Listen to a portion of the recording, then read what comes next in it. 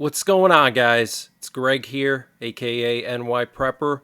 It is Saturday, October 5th, 2024, and I have an emergency update to share with you guys. Right now, it is 17:37 Eastern Time here in the United States, and we have some major breaking news coming in from the Middle East. So it looks like the Israeli attack on Iran could be just hours away. And we have some indications that the U.S. might be involved in this attack. So an Israeli official told Kan News is a very well-respected news outlet in Israel, that Israel is coordinating their preparations with the United States for a retaliatory strike against Iran, and that all options are on the table. Wow. Okay, so we're getting more indications that not only is Israel going to go for the nuclear sites, but it looks like Israel's going to try to take out the supreme leader of Iran the same way that they took out Nasrallah and the leader of Hamas, Haniyeh. Israel has proven that they have the weapons and the capability and the experience to take out VIPs outside of their border. France apparently warned Israel not to attack Iran's nuclear facilities. This is being reported by Ynet News, which is another well-respected Israeli news outlet. And we have some very concerning information being reported by Reuters.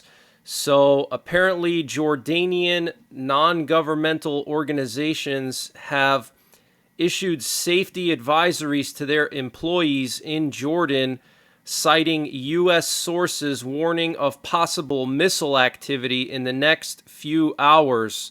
Okay, this was reported earlier today. The advisory, which cites U.S. sources, states that an attack may occur by Israel in an immediate time frame on Iran. The possibility of ballistic missile fire from Iran in the next few hours is possible, the memo also read, warning of an immediate Iranian response to any Israeli military action. Staying in range of protected spaces nationwide is recommended, as actual warning will be under 15 minutes if it occurs. Earlier, Hebrew news outlet Yedioth Achronoth reported that the commander of U.S. CENTCOM, General Michael Kurilla, is expected to arrive in Israel within 24 hours. And I'm actually hearing that Kurilla already arrived in Tel Aviv. So the CENTCOM commander is already in Tel Aviv. Okay, now in addition to the CENTCOM commander, that's U.S. Central Command. That's the part of the military that deals with the Middle East.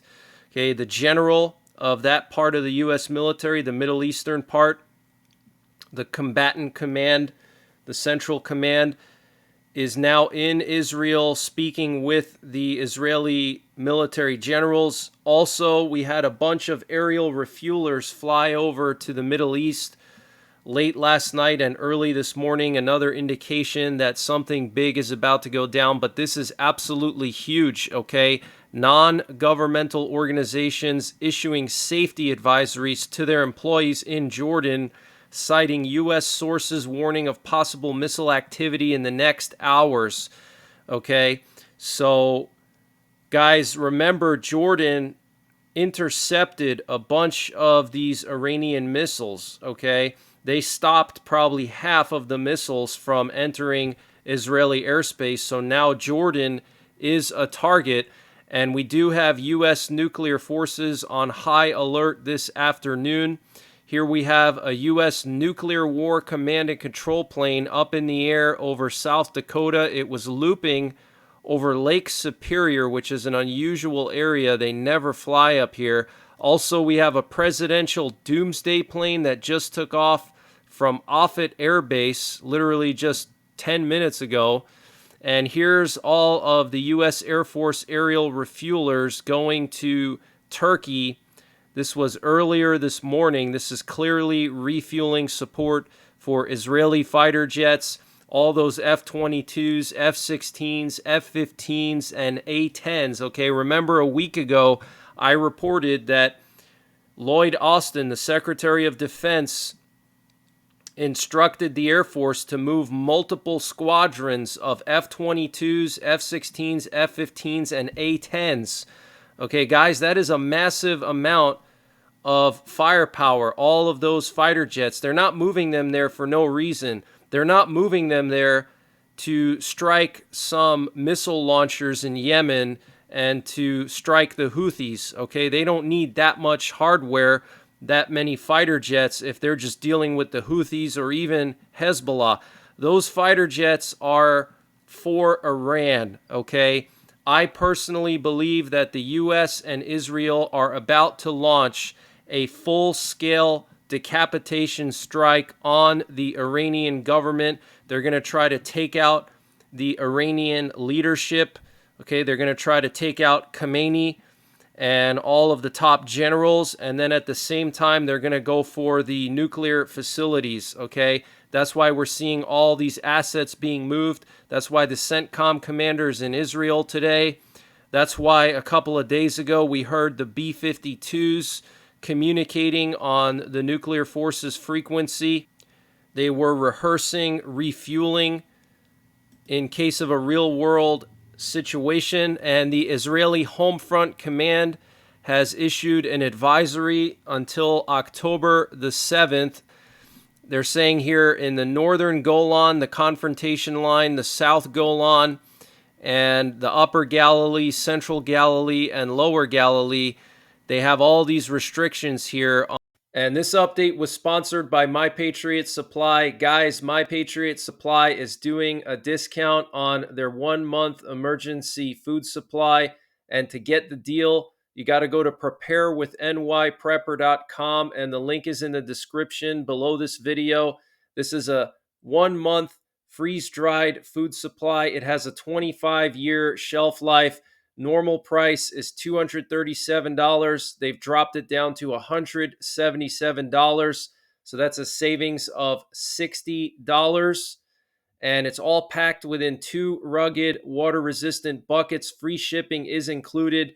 $177 for 1 month of food. Where are you going to find a deal like that? So use the link preparewithnyprepper.com to get $60 off the My Patriot Supply 1-month emergency food supply. That's $180 for 1 month of food, free shipping included. The link is in the description below this video. They have all these restrictions here on gatherings and services. Beaches are closed to the public. Outdoor services can only have up to 50 people. Indoors, only up to 250 people. And then they have requirements for employers. Activities can be held in a place from which a standard protected space can be reached within the time available to reach shelter. They have educational activities prohibited here, okay? So they're closing down schools. This is absolutely huge, okay? This is in the Galilee, the Golan Heights, and the confrontation line, far northern Israel. And then they have slightly more relaxed standards just south of that. Okay, but they're obviously preparing for some kind of escalation. And right now, we have a U.S. E-3 Sentry plane off the coast of Cyprus. Okay, this is an AWACS plane. It's a intelligence plane, and it is looping off the coast of Cyprus, which is super close to Lebanon and Iran. So clearly the U.S. military is on high alert. We also had a U.S. Air Force reconnaissance drone flying over Israel, actually, earlier this afternoon. And then there was also a British sub-hunter that flew to the eastern Mediterranean, and it turned its transponder off. So our nuclear forces are definitely on high alert. Our military is on high alert. The Australian government put out this advisory here today saying the Australian government has secured seats on flights. There are still seats available on flights on Saturday for those registered. They're talking about evacuating people from Lebanon. Okay, they still have some seats available, and then they provide a 24-hour consular emergency phone number here. Okay, so it's +61 6261-3305 to secure your seat immediately. 24-hour consular emergency center, okay? So very serious situation. Everybody's evacuating their people from Lebanon. And former IDF spokesman Jonathan Conricus said on CNN that Israel could go after the regime and take out the leadership of Iran, even more so than the nuclear sites, because the nuclear sites are numerous and taking them all out is complicated. He said there is a lot of push in Israeli society for an all-out strike on the regime and the nuclear sites. He said there are 15 nuclear sites in total, but 4 where they know for sure that weapons-grade uranium is being made. And the IDF may have struck a Wagner base in Syria last night. There were reports of explosions in and around the Palmyra military airport near Homs, Syria, last night. The airport has been under control by the Wagner forces since 2018, and the IRGC has used it for cargo shipments in recent years. So this is the Russian Wagner group, okay? Remember Prigozhin, his private military contractor, apparently has been in control of this airport, the Palmyra military airport near Homs. Okay, so the IDF, they're not messing around, okay? They struck the Russian base a couple days ago. They hit the weapons depot in the Khmeimim air base, which is a Russian-controlled air base in Syria. Those weapons were being used against Israel. They were giving those weapons to Hezbollah, and now Israel striking a Wagner base in Syria. Absolutely insane. Israel's not messing around anymore, guys. Okay, Israel is done. They're sick of it, and they are just ready to take on everybody now. And Netanyahu made a statement about Iran today. He said Israel has the duty and the right to defend itself and respond to such attacks, and this is how we will act. Wow. So saying that Israel has a duty and a right to defend itself. Wow. Thank God that Israel has Netanyahu as their prime minister. Imagine if they had some, weak leader. Imagine, Iran would already have nuclear weapons. Hezbollah and Hamas would be literally getting away with all kinds of atrocities. So thank God for Netanyahu. I do believe that God made him the prime minister again because of everything going on over there. He was chosen as the leader of Israel for a reason, and we're going to find out very soon what that reason is. But I do believe that he's going to be the leader that takes out the Iranian nuclear sites and also takes out the Iranian leadership. And an unnamed source told Israeli media that Israel plans a harsh retaliation and that Iranian warnings have zero impact. And the Israeli army radio is reporting that the attack on Iran will be serious and significant. We are in deep preparations and are dedicating most of our time to it. It will have consequences for Iran, and they should understand that. And the IDF said that the defense systems proved themselves during the missile attack and that there are preparations for an attack in Iran and that it will be serious and significant and not a side event, okay?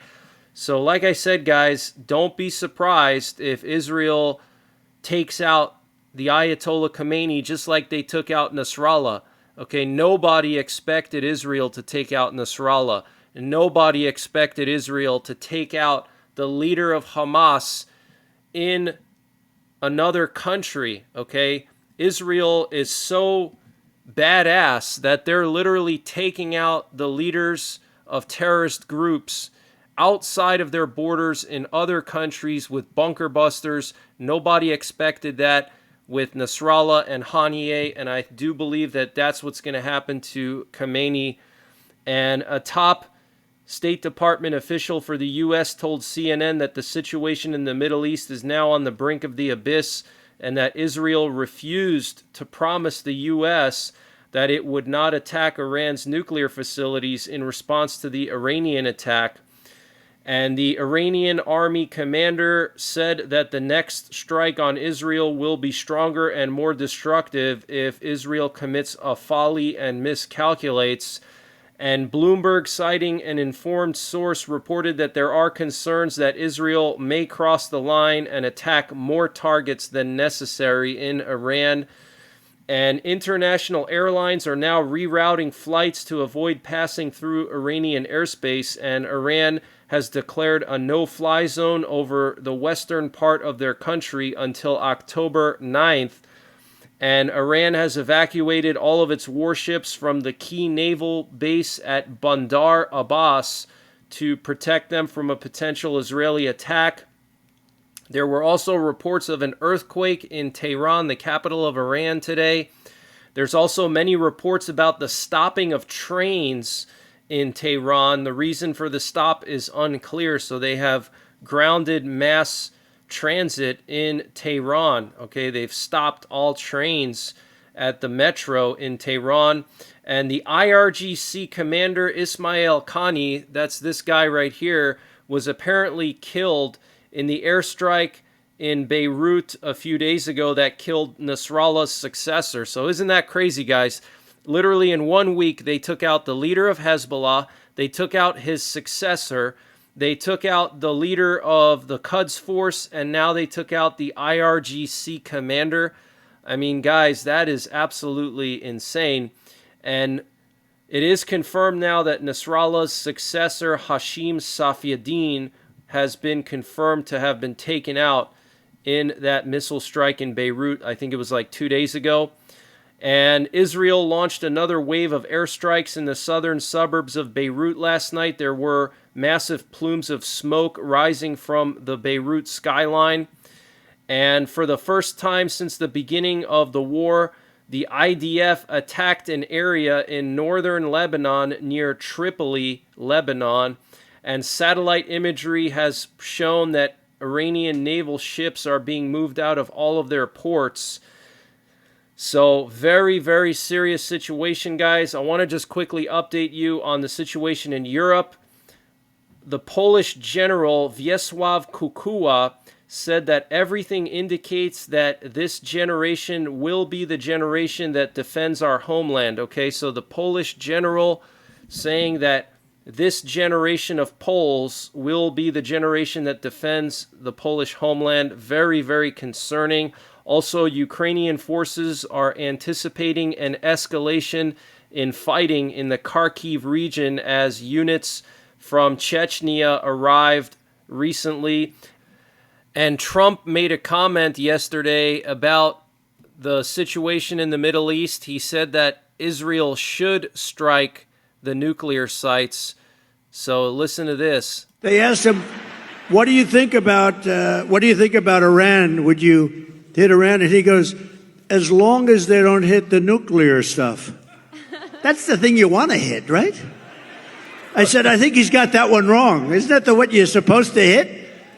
Yeah, Trump hitting the nail on the head right here. Listen again. What do you think about Iran? Would you hit Iran? And he goes, as long as they don't hit the nuclear stuff.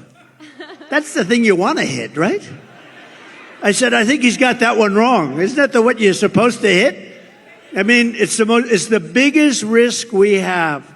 Nuclear weapons, the power of nuclear weapons, the power of weaponry. You know, I rebuilt the entire military, jets, everything. I built it, including nuclear, and I hated to build the nuclear, but I got to know firsthand the power of that stuff, and I'll tell you what, we have to be totally prepared. We have to be absolutely prepared. But when they asked him that question, the answer should have been, hit the nuclear first and worry about the rest later.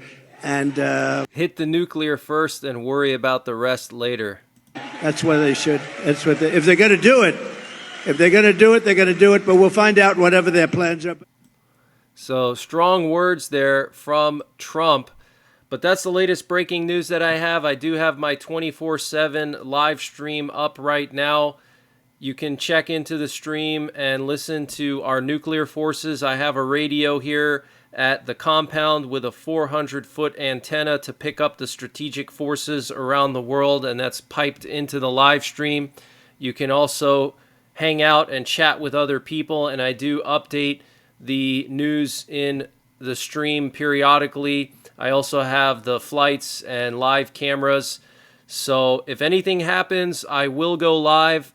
I think it's going to happen in the coming days. It's not going to be too much longer. It could be tonight, could be tomorrow night, could be Monday night. I don't know. But I think we're talking about just within the next like 3 to 5 days at the most.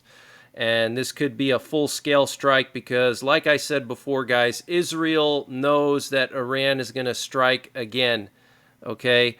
So they're going to make this one count because they cannot afford for Iran to strike them again, maybe with 500 or 1,000 missiles next time.